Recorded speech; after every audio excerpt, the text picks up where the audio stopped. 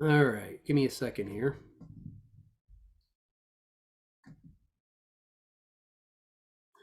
All right, so there's no doubt that the problem of pain and suffering is something that impacts us all. I do not know every person on this call well, meaning that I've gotten to know some of you over the time you've come on to the Zoom calls, but I obviously have not interacted you throughout your life, and I don't know your life story, everybody's life story here, and all the kinds of things you've experienced. So obviously, there may be some people on this call that have experienced pain and suffering in ways I haven't. Most likely, you have, and of course, I have stories to tell as well. So everybody has life experiences, and some people have suffered more than others, and some people, in our lives we intersect with, of course, have suffered through pain and suffering, or have gone through pain and suffering. So it's just part of the reality of life, and so I don't mean to make light of it. So we will try to talk about some of these issues tonight and maybe shed some light on it, and hopefully hopefully it'll minister to you or somebody else. So there's it comes to that issue like pain and suffering. There's kind of like two sides of it. There's an intellectual problem that all the philosophers deal with, and all the really really smart uh people that do that for a living, write books and write philosophical arguments and books about the issue, and theologians, of course, nothing wrong with that. But then there's of course it's an emotional problem with certain people, because if you've gone through something or are going through something, the intellectual side of it doesn't always help. It can help with some people, because sometimes, no matter what you're experiencing emotionally, sometimes you have to go back to what you know. Like you're like, okay, I know what I really believe about God, and I know what I really believe about my faith, and going back to what you know can help you, because you have something to fall back on versus strictly letting the emotions dictate. Now, it doesn't mean the emotions don't play a role. They do, and it can be very painful. Emotional pain is very painful. I'm not making light of it, but sometimes just have to keep going back to what we know intellectually, right? I mean, God's given us truths that we can fall back on, and what we know in our minds, despite on how we feel at the moment, right? Sometimes you just go back to, as I said, to what you know. So there's of course the issue of trusting God, that some people assume God is good and loving, and of course the God of the Bible is all knowing, all powerful. Therefore, sometimes you look at all the pain and suffering in the world, maybe the God, people object to, maybe they say the God of the Bible is just not real. I mean, there's no way he could be real if there's so much suffering, or I've encountered suffering, or others encounter suffering. So it just seems to be hard to make an argument that God's really there, he's even real, because there's all kinds of suffering, what they're related to. Of course, there's, some of us have gone, or others have gone through, of course, through physical pain, disease, health issues. Some of us still are. We've watched people go through things. It's very brutal to watch. Um, Sometimes suffering can happen through broken relationships. That can be extremely painful. Of course, poverty, hunger is a very painful thing to watch and also to go through. Of course, there's plenty of senseless violence in this world. We know that if you ever watch the news anymore, it's just depressing. There's still plenty of genocide, terrorism, just violent crime all over the country. People being shot, people being attacked on subways, people being robbed, raped. I mean, a lot of senseless suffering, right? Of course, there's suffering through fear. Abusive relationships can cause that. Natural disasters can cause that. Disappointment, feelings of failure, loss of hope. Of course, losing a loved one is something that brings a whole weight of emotions and a lot of feelings of pain and suffering. So all of us probably in some time in our life are going to experience some of these things if we already haven't. And I'm sure some of you already have, so I don't mean to make light of that. But, depending on where we're at, what stage of our lives, who knows what lies around the corner, because a lot of things we just can't control. And this was really painful, I may mention, last week, and that was really painful. And I began to really go deeper into this topic after I watched that game. That really was a catalyst for me to do this call. Okay, so bad humor aside, let's move on.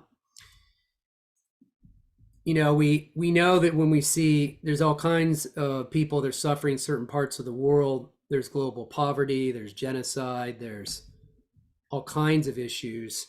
Human trafficking is still going on. There's people trying to stop it, but it's still a huge problem. So slavery and trafficking is still going on. It's not just something that ended, okay, during the civil rights movement. It's been going on.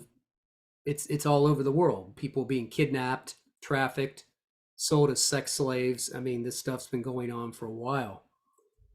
Of course, we know about the genocides, as I mentioned, man's humanity against man. Just no value for life, of course.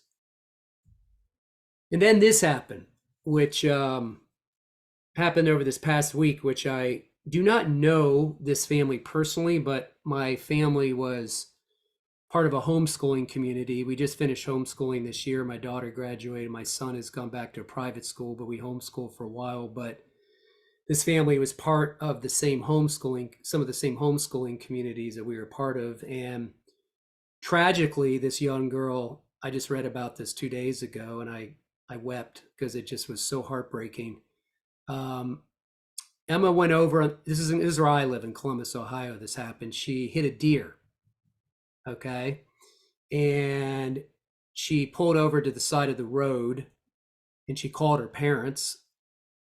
She didn't know what to do because she hit the deer. And I think that maybe it damaged her car, but the point is she didn't know what to do. And she pulled over the side of the road and called her parents. And apparently a car was going by way, way too fast and wasn't paying attention, and it hit Emma's car. And Emma's car caught on fire. And apparently her parents had got there, and the dad tried to get Emma out of the car, but it was too late. And then he got burnt, and he's in the hospital right now. So Emma went to be with the Lord just on January 23rd. Okay. A young girl. And this is the kind of thing that doesn't make any sense. And of course, there's many more stories like this around the world. And, you just say to yourself, why? This is just senseless suffering. And I'll talk a little more about this. What are the reasons why you could say this happened, but I'm not going to pretend to know everything. I'm not going to act like I got to figure it out. I'm just going to mention something, but this really broke me. And it's just, of course, tragic. Anyway, so hold on here. Sorry, I got to get back to about that. That was a lot of suffering, 9/11. This is another child who I followed a ways back. I followed the story of Micah, who had cancer, and I caught hold of it, I don't know, online somewhere, and I followed the story and prayed for Micah for a long time, watched his family go through this, and he lost his battle with cancer. And we just hoped and hoped, but I don't think I prayed so hard in my life for a kid to get healed of this, and it didn't happen. So this is just one of many instances where this happens. So there's plenty of suffering and pain in the world, as we all know. It is true that some people are beginning to just not watch the news anymore. Maybe some of you have just turned it off, which may be better for your mental health, as they're showing, because the news can be incredibly depressing of all the suffering that's going on, all the inhumanity the man shows each other. So in some ways, when I watch people, my 94-year-old dad called me a couple weeks ago and said, gosh, do you watch the news? It is just depressing. I said, no, I don't watch as much as you do. And that's why you have so much anxiety. He's got nothing to do. He's living assisted living. He just watches the news all day, besides a few things he does, but he watches too much news. And I said, Dad, that's why a lot of people are not watching the news as much as you, because it impacts their mental health. It's just depressing. So it's not that you shouldn't be informed of what's going on in the world, but if you watch it as much as some people do, you'd probably go nuts. So there's plenty of pain in the news, as we know. So it is true that there is a lot of pain, suffering in the world. We know this. And we sometimes maybe wonder, well, hey, is this because maybe just God doesn't care? Or is he powerful enough to stop it? Or perhaps there's just no simple answer. I'm probably going to have to punt to number 3, even though we'll talk more about this as we go on. But, sometimes it becomes a existential problem. How do you trust God when he allows me or someone else to suffer, or just useless suffering, or we think it's useless? And how can you find meaning or value in your suffering, right? Philip Yancey wrote a couple good books on this topic. Philip Yancey is a well-known Christian author. I do like him. If you want to go deeper, you can get these 2 books, Disappointment with God and Where is God When It Hurts. So I don't pretend to have this all figured out, but those books are good resources. So just one thing, just on an apologetics level, for someone who's on the out, maybe who's not looking at it from a Christian perspective, complaining that the God of the Bible doesn't exist because of the suffering issue. Well, obviously you're going to run into a lot of people that make these comments. They'll say, this isn't fair, it's not right, I want justice, that's morally wrong, that's evil, or what the heck is wrong with people? So everybody says these things. I mean, you can just watch something on TV or hear about something and someone around you say, that is just wrong. What is wrong with people? Or, oh, I want justice for that. When that murder story happened in Idaho, I don't know if you remember that, heard about that a couple months ago, the college kids getting murdered. I began to pray to God for justice. I prayed that the Lord would bring someone to the surface and there be justice and resolution for those families for what happened to their kids. And God seems to be answering it. Of course, we have a suspect now, and that's a long trial. But anyway, the point is that people make these comments all the time. And, if you think about it, these people who make these comments assume that they seem to be able to know there's a difference between what's fair and unfair, or what's just and unjust, or what's the difference between what's morally right and morally wrong, or what's the difference between what is evil and good.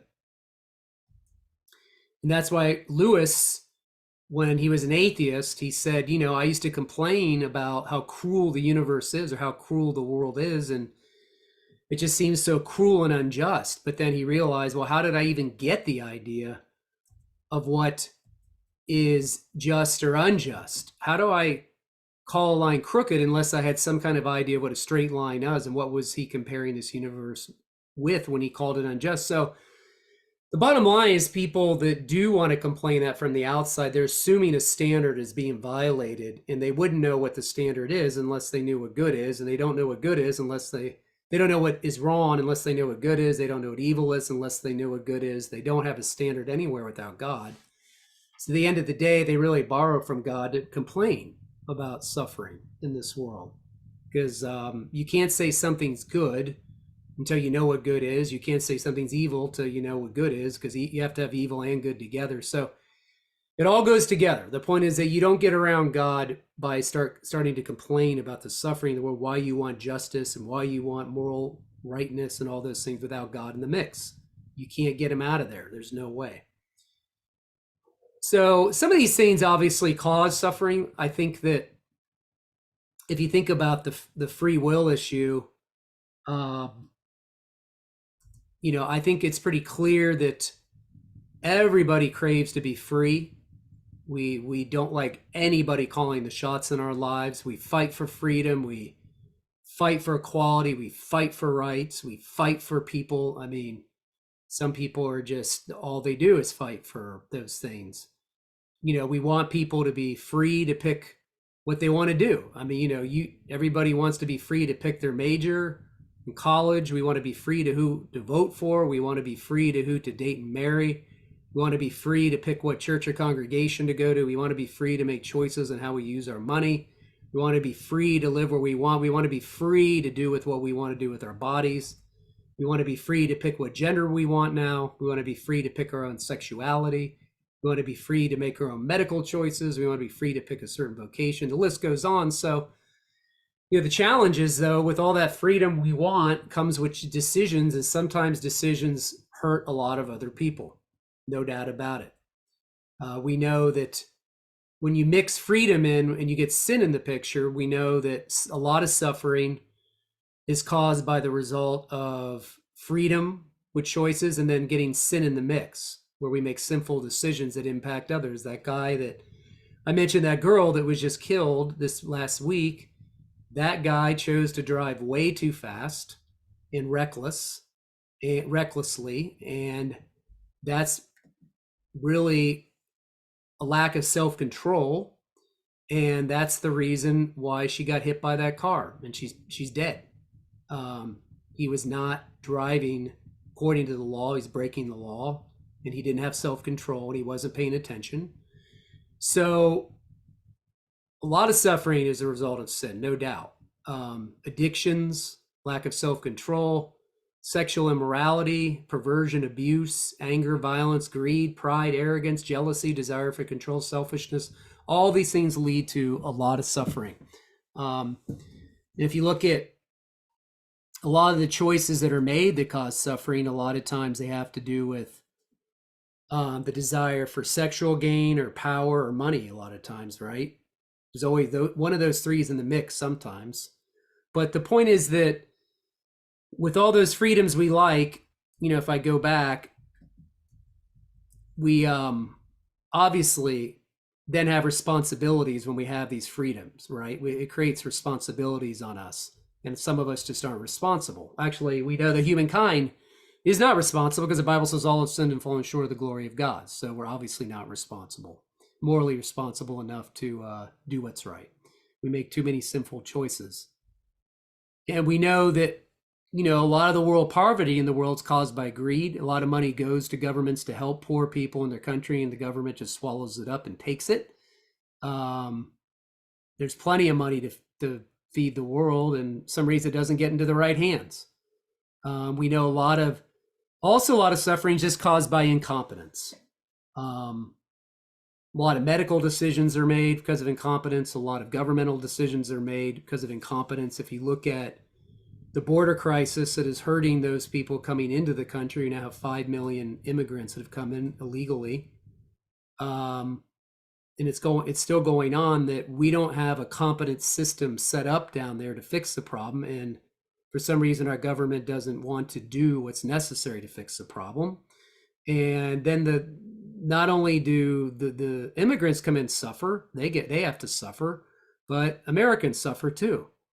Okay, so everybody, it's because of incompetence on so many levels that people suffer because of just a poorly thought out system and an incompetent method on how to fix it. There's just so much incompetence there. So a lot of people suffer because of incompetence. There's all kinds of other stories we could tell on that. We know that not all pain is bad, right? Sometimes you learn through pain what not to do. If you touch a burner on the stove, or your mom tells you not to touch it and you still do it, kid learns, don't do that again. I hurt there. I felt the effects. Or, if you're told not to play a certain sport or be reckless with your body or take it easy on something, you break your bone, you learn. Or overeating you create a problem. Or some of the things we do in life, we find out pain can be seen as a corrective tool. It's not God is causing it. It's just the outworking of our own decisions we learn. And so pain sometimes is a tool that helps us to make better choices. But in some cases, of course, pain is not explained so easily. I think we all know that. So we know that if God removed all suffering, that we know from a fact that some pain and suffering causes people to put forth compassion. We know compassion can be learned sometimes in a greater level through suffering and pain. We know that heroism exists when danger exists. Mercy exists when pain and suffering are seen. Sometimes those things come to the surface. And probably in most cases, God would not eliminate all suffering because it eliminates an even greater good. So in many cases, God sometimes allows those things to happen to produce these things in us and others. As you see, in some cases in suffering, people rise to the occasion, and then you see something come out of humanity that's like, wow, like now I see people as really fulfilling their calling as image bearers of God. They're treating people the way they should be treated and sacrificing for others, and all kinds of things come to the surface. Sometimes we see suffering, sometimes. But, maybe you say to yourself, well, can't God do anything? I mean, God can do anything. I mean, can he create a world with no suffering and pain? Well, remember, God can do what is ever possible to be done, but God cannot do which is logically impossible. You may say, well, that's not true. God can violate the laws of logic. He can do anything. Not true. Not true at all. God is not able to lie. He's not able to cheat. He's not able to steal. He's not able to be unjust. He's not able to be envious. He's not able to fail to know what's right.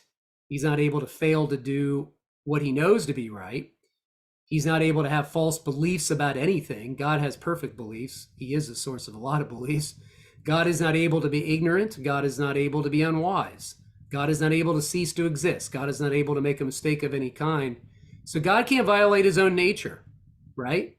He certainly can't violate the laws of logic because he created them. So when you think about the possible worlds out there when God's creating, and you think of, is there any other kind of worlds God's thinking in his mind, trying to think about the worlds he could create, we call them possible worlds. He only actualized one world, and that's our world. As far as we know, maybe there's other worlds he did actualize. We don't know anything about him. At this point, we're talking about our world. And he knows exactly how everything would occur in every possible world. Okay? So if you think about God not being able to violate his own nature, as I just mentioned those things back here, the things God cannot do, it could be logically impossible for God to create a world without freedom and love. They can't exist without each other. It's just an impossibility for God to create humans without those two things together. Because love requires freedom, right? By definition, love must be freely chosen, right? You're not able to program computers to obey our commands perfectly. I say we are able, I'm sorry. We are able to we program a computer to obey our commands perfectly, but we don't consider computers loving, right? They don't have the capacity to love because they don't have any freedom, right? They have no choice but to do what we say. It's already determined what they're going to do, right? We don't have that issue with humans. Freedom implies risk, of course. When humans have the freedom to choose or reject love, which means that God, in a way, God is taking a risk. You might say, God doesn't need to take risks. Well, he knew that creatures would make choices that were not what he wanted, right? He created us. But as I said, he's probably logically not possible for him to create a world without freedom and love. It violates his nature. And also, of course, that risk entails moral responsibility. So when we violate what God wants us to do with our freedom, of course, we have to face the consequences. Of course, we don't hold computers responsible when they fail because their failure is just the responsibility of the programmers, right? And they already determined what to do ahead of time. They don't have any freedom. They're not loving, and we are free to choose or reject that love. So, as I said, I don't think we may want to think the fact that it's probably within God's nature himself, as he cannot violate the laws of logic or violate his own nature, that there would be no world that he could create. There would be no freedom and love. There would be no world. There's no possible world out there that he could do that without violating his own nature. Okay. Now, if you want to go deeper on that, email me. I'll send you some resources, but you're not going to get that all figured out in this call. Unless you read the book, God and the Problem of Evil, 4 Views. There you go. Anyway, just kidding. When you have these natural disasters, sadly, some Christians try to pronounce it's a judgment of God and God's punishing some nation or something. And that's really, really dicey and really careless, I think. But to try to play God and act like you know what he's doing. We know that in some cases, these natural disasters are, these things all kind of, there's a relationship between everything. We know that drowning is a byproduct of having water at our disposal to enjoy. We know that rain nourishes the soil, but obviously can also cause floods. So rain has a positive, but it can be a negative. We know that the same weather systems that create tornadoes that kill humans also create thunderstorms that provide our environment with the water needed for human existence. We know those plate tectonics that kill humans and earthquakes are necessary for regulation of soils and surface temperatures needed for human existence. So some of these things, the way the natural order is set up, it's a trade-off at times, right? And that's hard to understand because when we see that suffering, we forget that there's another side to it as far as what the natural outworking of what nature's doing, the other side of it. And we know in Romans 8:19-21 that God talks about the creation being working out what was the result of the fall of man, that the creation, of course, has been subject to the fall of man as well. Creation is obviously waits in eager expectation for a transformation, just like we wait for our bodily transformation or bodily resurrection. We wait for the creation to be redeemed as well. The creation is not what God, it's off from where it should be. So the fall of humanity had an impact on the entire world, not just our individual sin that we commit, but also the world we inhabit. So everything in creation is subject to frustration and decay, right? The world's degenerating. It's not regenerating, right? And so sin is obviously some of the things behind natural disasters is the result of sin.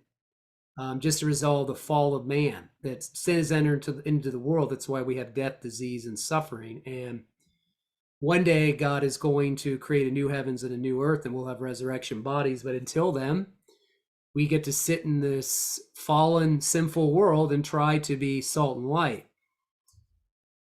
Now, God may permit some natural evil to allow people to think about him for the first time. We know that let's face it, in some cases in the world, people stay very busy and God does not have their attention at all. They've never even thought about him because they're just staying busy in their lives, trying to blot him out of their minds.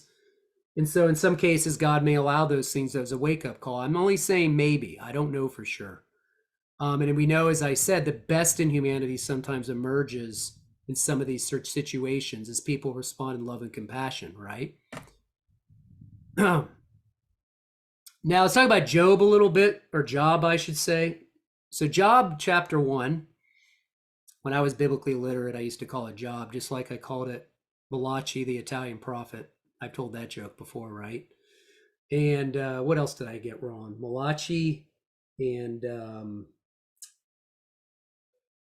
maybe Jude. Did I call Judd? No, anyway, there's all kinds of things that I was wrong on a few of those names for a while. Took me a while to get going there. I was a late bloomer. But anyway, so Job, we read the book of Job, and I don't have time to go through the entire book of Job. We could do a whole Zoom call on that. But we know we start out reading Job, and Job is our book to go to when we think about suffering, right? We think about Job. Oh, I'm going through a Job situation. Oh, it's like Job's life. Oh, what I'm going through is like Job. Well, I don't know if I've seen anybody quite go through this specific situation. I know there's been some major suffering out there. I'm not doubting that, but Job, as we know, is a blameless and upright man. He feared God and shunned evil. He was what we can see a spiritual and loving father, and we assume Job's the kind of person that God will show favor to and bless him with good things, right? But then we read, of course, Satan comes into the picture, and this creates a nice theological conversation to figure out what is the relationship between God and Satan. I thought Satan and God were maybe duking it out, but apparently they're not. Satan seems to be allowed what God can allow him to do. Satan seems to be under the rule of God, but somehow God has a relationship with Satan, and God is going to allow Satan to do some things to Job. So Satan comes along and tells God, of course, that Job does not really love you, and Job isn't as great as you think he is, and he's just not that great. And of course, God allows Satan to go after Job. in a major way. And we know that Job begins to suffer. We know there's a lot of things that begin to go away in his life, those things that were precious to him. He starts to lose a lot. And of course, Job's wife wants him to curse God and die. She thinks God is terrible. I had a friend years ago that claimed to be a Christian, but the problem of suffering made him into an atheist, and he was cursing God right in front of me. Seen it happen with some other people. So as I joke here, thanks a lot, wife. We know that Job goes through a period of lament or mourning. We know that he gets discouraged like many of us do. He gets angry at God, depressed. He starts lamenting. Of course, you have the book of Lamentations, right? But, through that lamenting, is Job really sinning? Not necessarily. I mean, we know a lot of the Psalms are laments as well. If you're ever really having a hard time expressing yourself to God, just read the Psalms. They're very helpful. But we know that Job goes through this period where he laments, right? And that's okay. But then along comes Job's friends, and they think that they're going to tell Job that they have special knowledge. They know what's really going on between God and Job. They know what God's doing in Job's life. They have perfect knowledge. And they're going to start telling Job what they think's going on, and they're just so smart. And they start telling Job that he's reaping what he sowed, and sufferings due to our own sin. There's one friend there talking about that, of course, in Job 4. And they're just so smart and so wise to know what God is doing, right? And they're going to tell Job. Then we have another friend of Job's that comes in the picture, and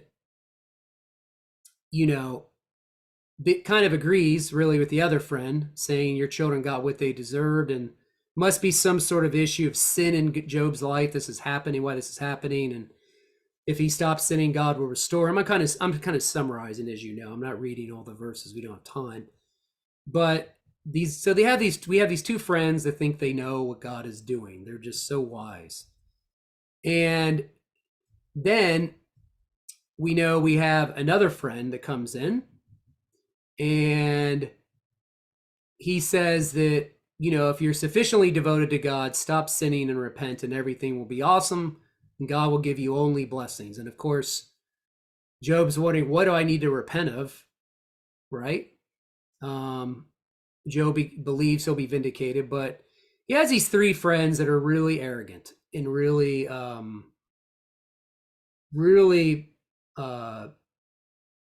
it's just sad that they are obviously think that they are in the know to know what God is doing in Job's life. And Job, of course, reaches rock bottom. He's reached almost the end of the line between him and God, as sometimes we reach that breaking point and it looks like he's there, right? Job 30, 16 to 23, that he's really having a hard time at that point. And then we have another friend we have someone else that comes in and weighs in, and in Job 32 to 33, and he actually has a word of wisdom. He is wise. He, obviously tells Job should not justify himself before God. He tells Job's friends they're too judgmental. Remember, people that make quick judgments generally don't have all the information, and they try to read into a situation without having the information, then they end up making wrong judgments. I have Christian friends that do that all the time. Oh, this is what's going on. I wonder if that's what's going on. Oh, I'm looking at your situation, and I wonder. Oh, that must be what's going on there. You look foolish. Okay, you need to just stop judging. Okay, it doesn't mean you can't make any judgments. I'm not talking about where Jesus said, "Judge not, lest you be judged." Read the whole context of the passage, right?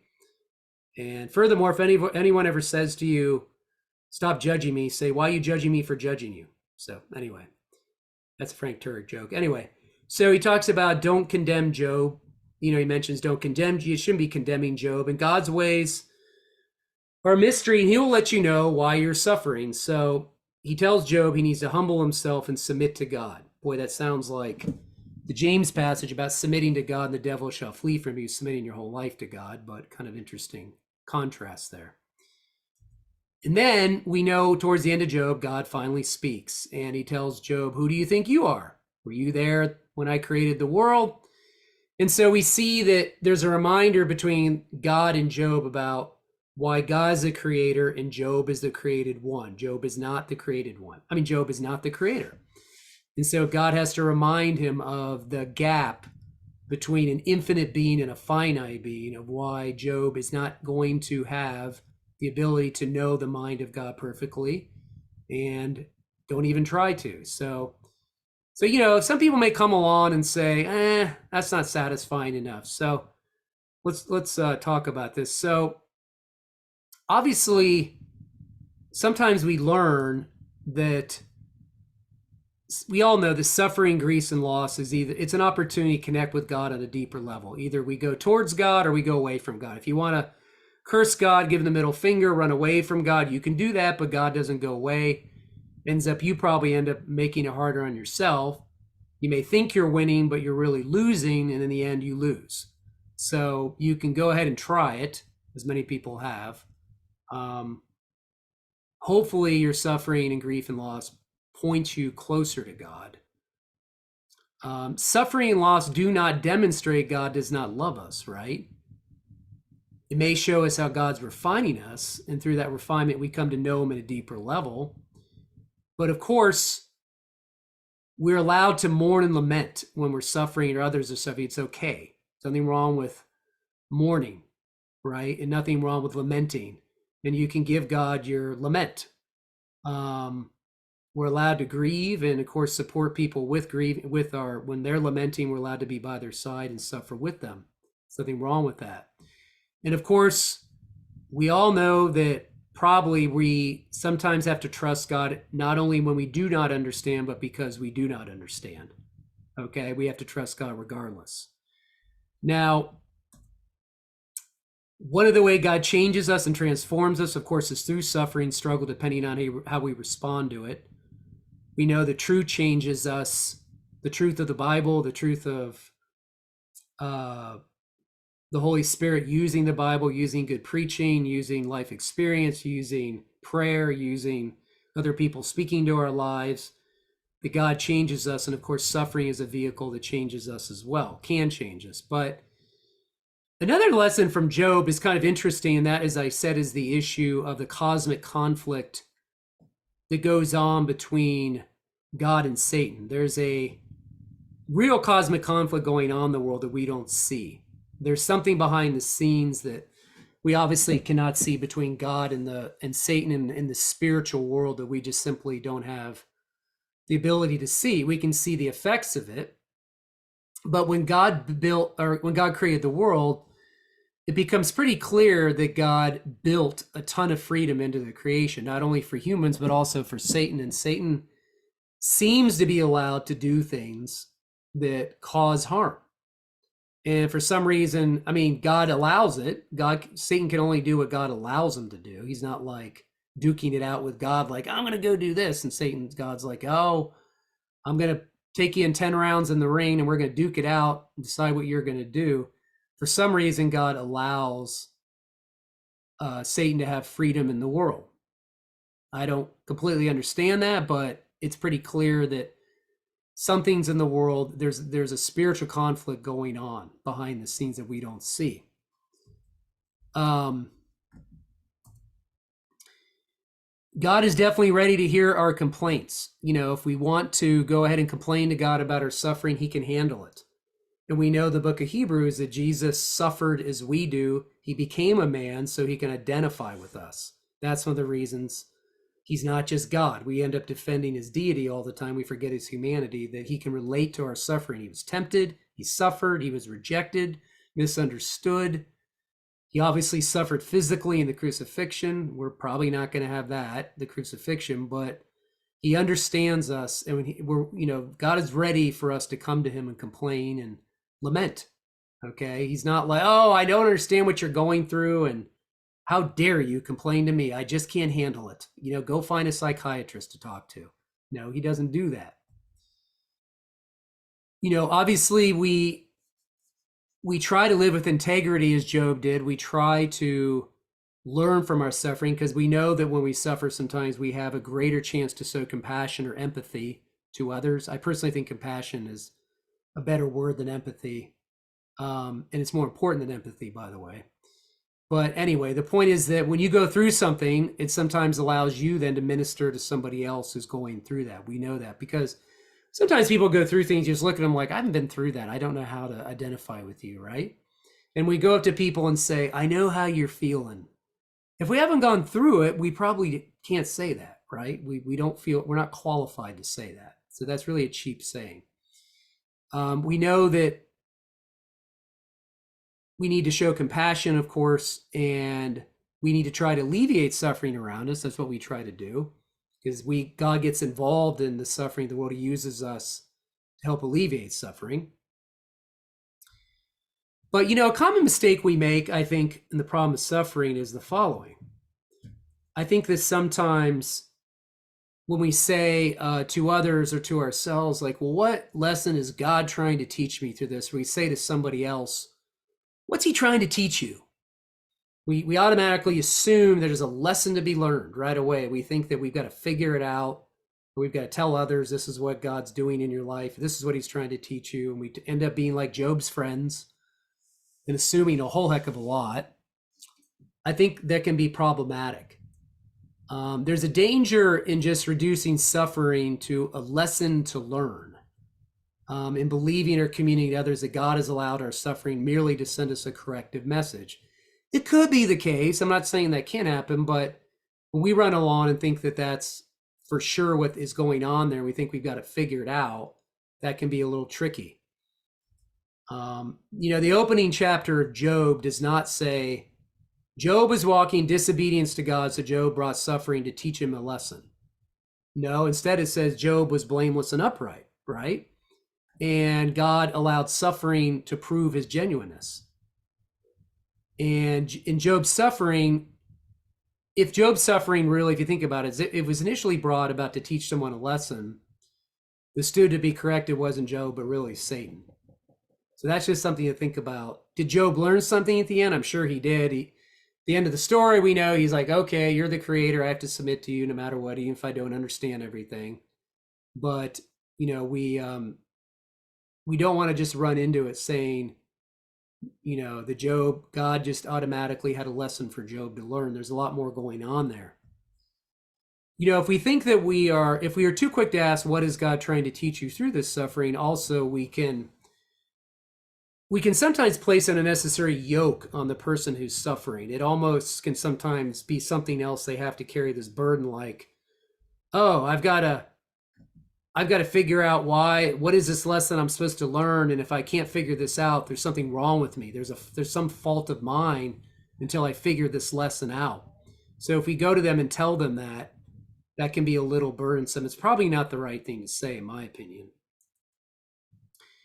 So, of course, whenever approaching the topic of suffering, we need to remember that in this life, we probably won't simply fully understand why God allows some of the hardship he allows, and it cannot be fully explained, nor can it be boxed up in a nice little lesson.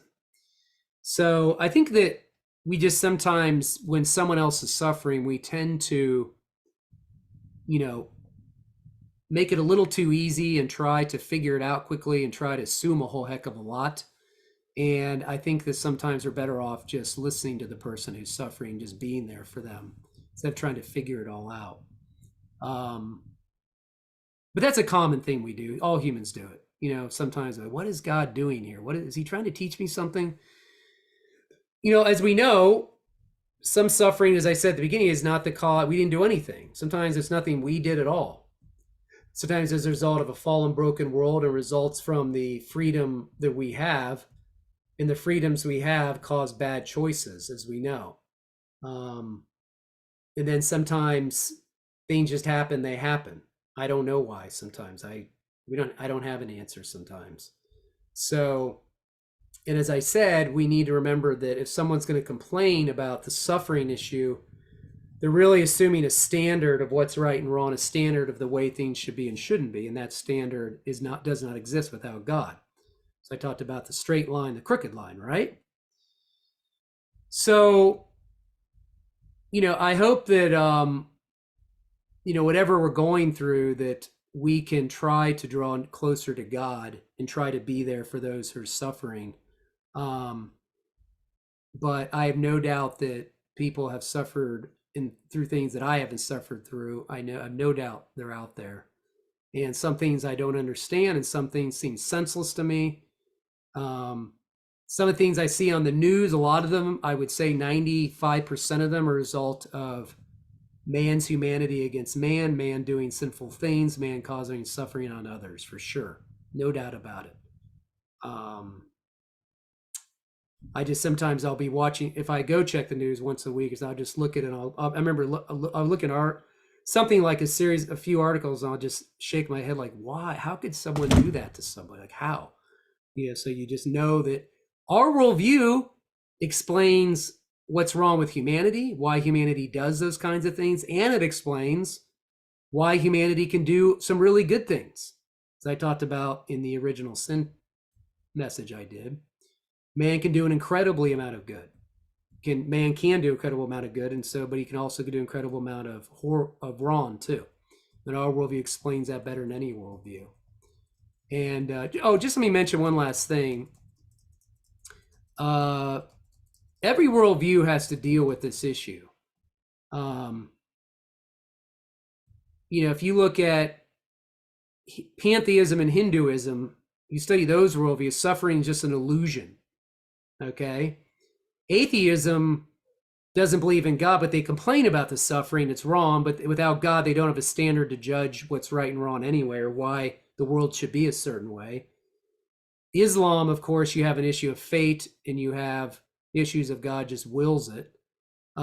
Christians try to alleviate the suffering through all the things we do in other parts of the world, and wherever it is, we try to step into the situation, alleviate it. Obviously, atheists can do that too. They can step in and try to alleviate suffering, but the question is, what's their standard? Where are they pulling from to do that? Because an atheism man is just a cosmic accident, and values, as far as seeing people are valuable, that's all your subjective opinion. It's not grounded in anything transcendent, anything objective. So every worldview has to answer this issue. Okay, every worldview. Okay, so just because you may be dissatisfied with the Christian worldview and you want to punt to another one, just remember that everybody has I doubt you think suffering's an illusion. I think if you experience suffering, you know it's very real. Okay. So anyway, that's about all I have. We can talk if you want.